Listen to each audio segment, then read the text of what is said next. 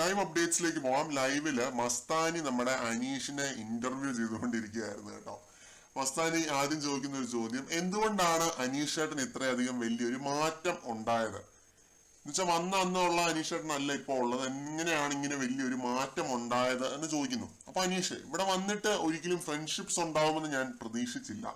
എല്ലാവരും അത്രയും സ്നേഹം തന്നെ എന്നെ മാറ്റിയെടുത്തതാണ് എന്ന് അനീഷ് ഒരു ഉത്തരം പറയുന്നു. ഉടനെ മസ്താനി, നമ്മൾ സ്നേഹിക്കുന്നവർ തന്നെ നമ്മളെ തിരിച്ച് സ്നേഹിക്കുന്നത് അത് വല്ലാത്തൊരു സ്നേഹമാണ് എന്നുള്ള രീതിയിലൊക്കെ ഒരുപാട് കാര്യങ്ങൾ പറയുന്നു. ആണെങ്കിൽ ഇതിനിടയ്ക്ക് കയറി മുൻഷി പറയുന്നുണ്ട്, ഭാഗ്യമാണ് നമ്മളെ സ്നേഹിക്കുന്നവർ തന്നെ നമ്മൾ തിരിച്ച് സ്നേഹിക്കുക എന്ന് പറഞ്ഞൊരു ഭാഗ്യമാണ്. ഭാഗ്യം മാത്രമല്ല, അതൊരു അനുഗ്രഹമാണ്. സ്നേഹം മാത്രമല്ല, സമയം മാറ്റി വെച്ചാൽ അതുപോലും ഒരു ഭാഗ്യമാണെന്നൊക്കെ പറഞ്ഞ് മുൻഷി എന്തൊക്കെയോ പറയുന്നു. പിന്നെ അനീഷ്, എന്റെ പുറകെ നടന്ന് ഷാനവാസ് ഒത്തിരി സമയം കളഞ്ഞിട്ടുണ്ട്. ഒപ്പം മസ്താനി ചോദിക്കുന്നു, ഗെയിം വരെ മാറ്റി വെച്ച് ഷാനവാസിക്ക് അവിടെ നല്ലൊരു മനുഷ്യനായില്ലേ എന്ന് ചോദിക്കുന്നുണ്ട്. അപ്പൊ അനീഷ്, തീർച്ചയായും ഈ സൗഹൃദം ലൈഫ് ലോങ് കൊണ്ട് നടക്കണം എന്ന് തന്നെയാണ് എന്റെ ആഗ്രഹം എന്ന് പറയുന്നു. അപ്പൊ മസ്താനി, പുറത്തിറങ്ങുമ്പോൾ ഫാൻസ് ഉണ്ടാവുമല്ലോ, പ്രതീക്ഷിക്കുന്നതിനേക്കാൾ ഫാൻസ് ഉണ്ടാവും, അതൊക്കെ എങ്ങനെയാവും എന്ന് എന്തെങ്കിലും ഐഡിയ ഉണ്ടോ? അപ്പൊ അനീഷ് പറയുന്നു, ഇവിടെ ജീവിക്കുമ്പോൾ ഇവിടുത്തെ കാര്യങ്ങൾ മാത്രമാണ് എന്റെ ചിന്ത.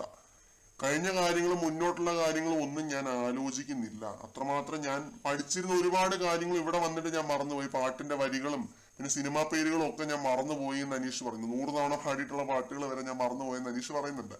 പിന്നെ മസ്താനി, തുടക്കത്തിൽ നല്ലൊരു വ്യക്തിയാണെന്ന് തോന്നിപ്പിച്ചിട്ട് പിന്നെ അങ്ങനെ അല്ല എന്ന് തോന്നിയ ആരെങ്കിലും ഉണ്ടോ? ആരുടെയും പേര് പറയാമോ?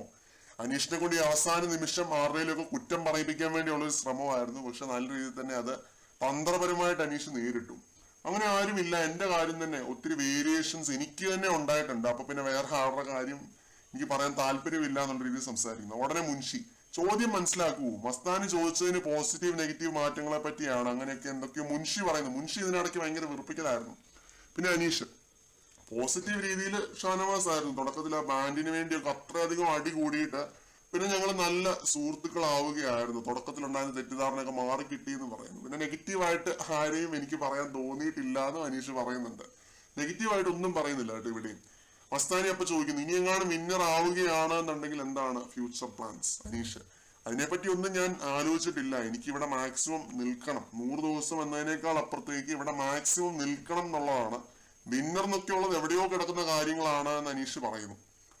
അപ്പൊ മസ്താനി ചോദിക്കുന്നു, ബിഗ് ബോസിനോട് എന്തെങ്കിലും ചോദിക്കാനുണ്ടെങ്കിൽ എന്തായിരിക്കും ചോദിക്കുക? അനീഷ്, ഞാൻ ഓൾറെഡി ചോദിച്ചു, ഷോ ഒന്ന് എക്സ്റ്റെൻഡ് ചെയ്യുമോ എന്ന്. പിന്നെ വേറൊന്നും എനിക്ക് ചോദിക്കാനില്ല എന്ന് അനീഷ് പറയുന്നു.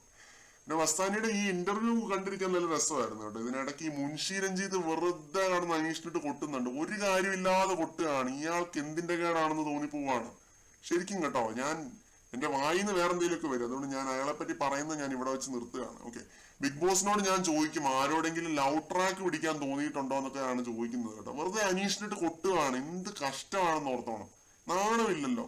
അതേപോലെ മസ്താനി, മഞ്ഞ സോഫയില് മഞ്ഞ ഡ്രസ് ഇട്ടിരിക്കുന്ന എന്നെ ഇഷ്ടമായോ എന്ന് ചോദിക്കുന്ന സമയത്ത് അങ്ങനെയൊന്നും ചോദിക്കില്ലേ, അനീഷ് പ്രപ്പോസ് ചെയ്ത് കളയോന്ന്. എന്തോ ഭയങ്കര സംഭവമാണെന്നാണ് ഇയാളുടെയൊക്കെ വിചാരം.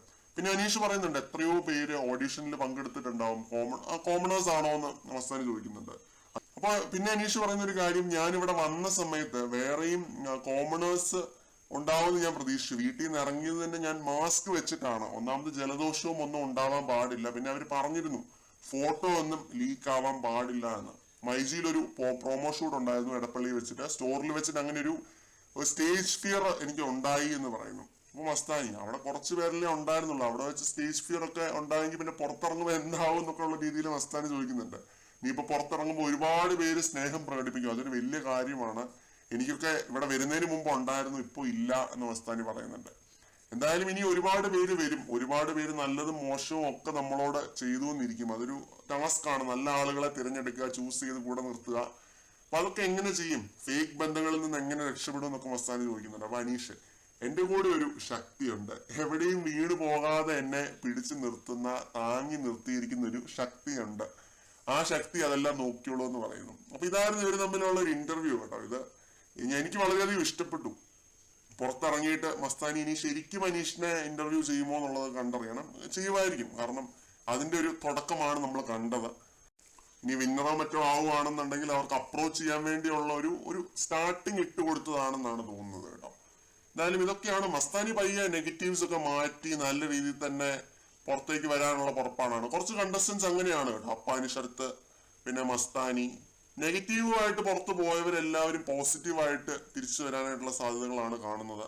അപ്പാനിക്കൊക്കെ ഭയങ്കരമായ PR അറ്റാക്ക് ഉണ്ടാവാനുള്ള സാധ്യതയുണ്ട്. പക്ഷെ സാധാരണ ജനങ്ങൾ ആരും അപ്പാനിയെ ഒരു രീതിയിൽ നാക്കെടുത്ത് കുറ്റം പറയില്ല. അനീഷിനോടുള്ള പെരുമാറ്റമാണെങ്കിലും എല്ലാം തെറ്റുകൾക്കുള്ള പ്രായശ്ചിത്തം അപ്പാനി അവിടെ ചെയ്തിട്ടാണ് പുറത്തേക്ക് വന്നിരിക്കുന്നത്. പിന്നെ മസ്താനി ആണെങ്കിലും മസ്താനി നല്ല രീതിയിൽ തന്നെ എല്ലാവരോടും പെരുമാറുന്നുണ്ട്.